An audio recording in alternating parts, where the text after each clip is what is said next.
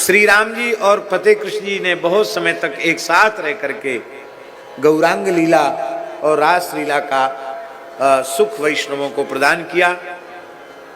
अब फतेह कृष्ण जी अभी भी हैं, विराजमान हैं। आज फतेह कृष्ण जी की भी आयु लगभग 80 के करीब हो रही है। देखने में लगते नहीं है वो उसे, लेकिन लगभग 80 वर्ष की आयु है उनकी, फतेह कृष्ण जी की। अभी भी कंठ में स्वर में खराश नहीं है, ऊंचे से ऊंचा गाते हैं।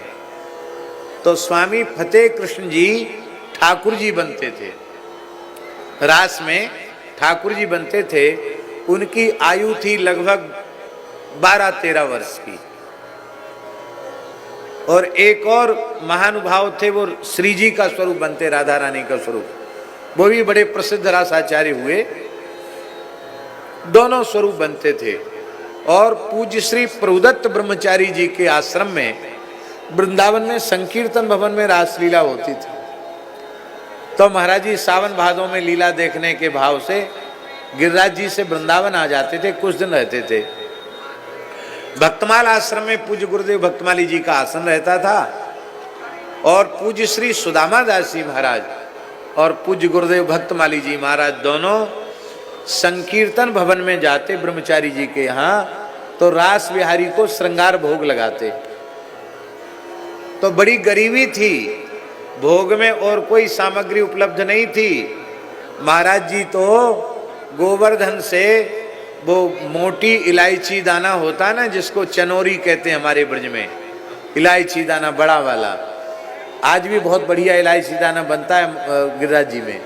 तो महाराज जी वो मोटे मोटे इलायची दाना वो लेके आते थे। और पूज्य श्री सुदामा दास जी महाराज वो वहाँ रोज चना, भीजा हुआ चना छौंक करके, उसको हमारे साधुओं में श्याम भोगी कहते हैं, बुंदेलखंड में मसूसा कहते हैं उसको चना को। तो वो बनता था श्याम भोगी।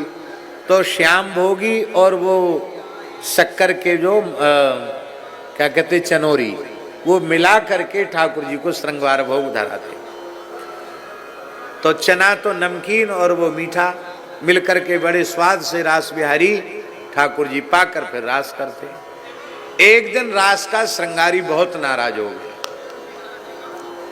पूज्य गुरुदेव भक्तमाली जी के ऊपर और श्री सुदामा दास जी के ऊपर। बोलिए दो बाबा चले आते हैं, रोज एक ही चीज लेके आते हैं, चनोरी और श्याम भोगी। अरे कबू रबड़ी ले आवे, कबू पेड़ा ले आवे, कबू रसगुल्ला, गुलाब जामुन, जलेबी ले आवे, कछु बढ़िया मिठाई लेके आवे, सो ना आए। पतो नहीं अब बाबा को भेजो कैसो खराब है गयो, जब देखो तब श्याम भोगी चनोरी मिलाए के ले आवे। चला जाए यहाँ से, ऐसे डांट कर। नहीं लगेगा भोग, बढ़िया मिठाई लाओ तो भोग लगेगा, नहीं तो नहीं लगेगा भोग। महाराज जी ने एक शब्द भी नहीं कहा, हाथ जोड़ के ऐसे खड़े रहे। श्री सुदामा दास जी भी खड़े। आज भी फतेह कृष्ण जी गवाह हैं, वो ठाकुर जी थे। बोले हमें बड़ी दया आई कि बेचारे बाबा दुखी हो जाएंगे। तो हमने कहे श्रृंगारी तू क्यों डांट रहे हो, हमें तो बहुत अच्छी लगे, मैं बहुत रुचि से खाऊं, ला बाबा ला परोस दे। तो तुरंत पत्तल परोस दी महाराज जी ने और पत्तल पर रखा। अब जो चमत्कार हुआ वो बता रहे हैं आपको। महाराज जी ने इतनी सी श्याम भोगी और वो चना, भीजे हुए छौंके हुए चना और वो चनोरी पत्तल पर रखी और कहा लो सरकार लड्डू पाओ। क्या कहा? लड्डू पाओ।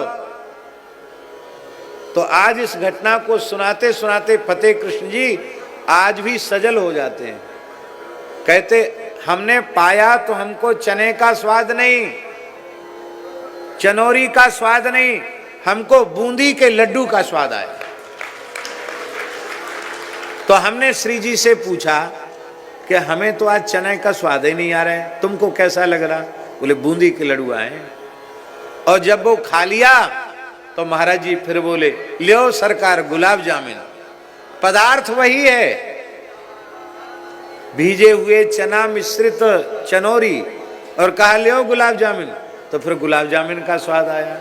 फिर कहा लियो जलेबी, तो जलेबी का स्वाद, लियो बर्फी, तो बर्फी का स्वाद, लियो रबड़ी, तो रबड़ी का स्वाद आया।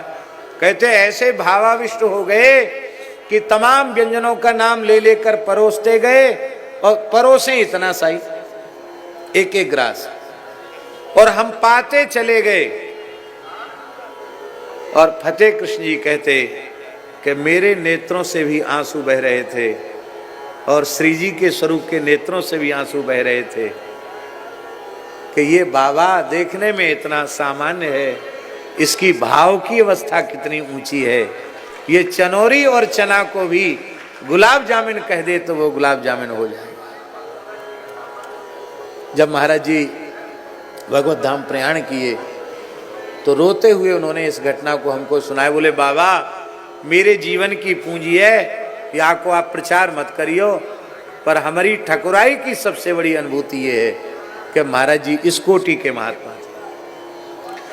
हम ये घटना इसलिए कह रहे हैं कि यदि पूज्य गुरुदेव भक्तमाली जी जैसे संत चना चनौरी में समस्त व्यंजनों का आस्वादन अपने आराध्य को करा सकते हैं, तो क्या प्रेम मूर्ति सुतीक्षण जी मात्र तुलसी दल और जल लेकर क्या अपने आराध्य को संपूर्ण व्यंजनों संपूर्ण उपचारों का आस्वादन नहीं करा सकते? क्या अवश्य करा सकते, इसमें कोई संदेह का तनिक भी अवसर नहीं है।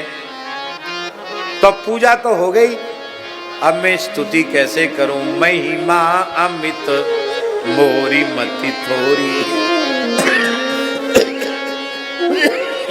आपकी महिमा अमित, अमित माने अनंत है, और मेरी बुद्धि अत्यल्प है। कैसी स्थिति है? बोले रवि सन्मुख खद्योत अंजोरी। खद्योत हिंदी में जिनको जुगनू कहते हैं, उन्हीं को संस्कृत भाषा में खद्योत कहा जाता है। ये जो खद्योत होते हैं ये वर्षा काल में उत्पन्न होते हैं, और वृक्ष की पत्तियों पर, पेड़ों पर रात्रि के अंधकार में टिमटिमाते हुए बड़े अच्छे लगते हैं। रात्रि में उन जुगनुओं की प्रतीति होती है, किंतु जब सूर्योदय हो जाता है उसके बाद जब तक सूर्य की उपस्थिति रहती है तब तक जुगनुओं का अस्तित्व समझ में नहीं आता दिखा। तो क्या जुगनू मर जाते हैं? क्या समाप्त तो नहीं होते हैं? जुगनू तो रहते हैं, पर सूर्य के प्रचंड प्रकाश के सन्मुख उन जुगनुओं का अस्तित्व समाप्त हो जाता है। इसका तात्पर्य है कि वह खद्योत का प्रकाश सूर्य के प्रकाश में विलीन हो जाता है। महाप्रकाशी जो सूर्य हैं उनमें विलीन हो जाता है। पता नहीं चलता कि संसार में खद्योत है भी कहीं की नहीं। हे प्रभु, मेरी बुद्धि की दशा भी ऐसी ही हो रही है, हैं? मेरी बुद्धि जो है खद्योत की जैसी है, और आपकी महिमा तो सूर्य के जैसी है। तो हमारी बुद्धि का जो सूक्ष्म प्रकाश है वो भी महाप्रकाश में विलीन होता चला जा रहा है। ऐसी स्थिति में जो लोग प्रवीण हैं वो उनकी बुद्धि भी काम नहीं करती है। सूर्य के सन्मुख दीपक का अस्तित्व कहीं होता है क्या? अरे जुगनू का अस्तित्व नहीं है तो दीपक का भी अस्तित्व नहीं होता है। वह अपने अस्तित्व पर स्वयं प्रकाशित होता है। इसलिए मेरी दशा जुगनू की तरह है। चमकते चमकते भी पूरा चमकता नहीं है जुगनू। पंख ऐसे जब होते हैं तब चमकता है, और उड़ते समय पंख चिपकते हैं तो बुझ जाता है। माने हमारी बुद्धि में एक तो सामर्थ्य अत्यल्प है, और कभी वह प्रकाशित हो उठती है, कभी अप्रकाशित हो जाती है, इसलिए उसको जुगनू कहा। और सच्ची बात यही है, जितना अधिक गंभीर ज्ञान होता चला जाएगा उतना अधिक दैन्य भाव हृदय में आता चला जाएगा। हमारे ज्ञान का कोई प्रयोजन नहीं है। क्या है हमारे ज्ञान का?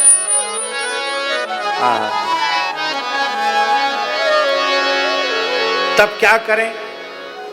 तो ठाकुर जी को कहना चाहिए था कि पुरुष सूक्त से स्तुति कर लो, अथवा अन्य किसी वैदिक सूक्त से स्तुति कर लो, किसी पौराणिक स्तोत्र का आश्रय लेकर स्तुति कर लो। तो भगवान ने तो कुछ बोला नहीं। श्री सुतीक्ष्ण जी महाराज अब जो कुछ कह रहे हैं वो क्या है? वो कहते भगवान हम स्तुति तो कर नहीं सकते, अब हमारे इन चर्म चक्षुओं से आप जिस प्रकार की भी अनुभूति के हमारे विषय बन रहे हैं उसका प्रकाशन तो हम अपनी वैखरी वाणी से कर ही सकते हैं, इसलिए वो स्तुति की बात कहकर स्वरूप का वर्णन कर रहे हैं।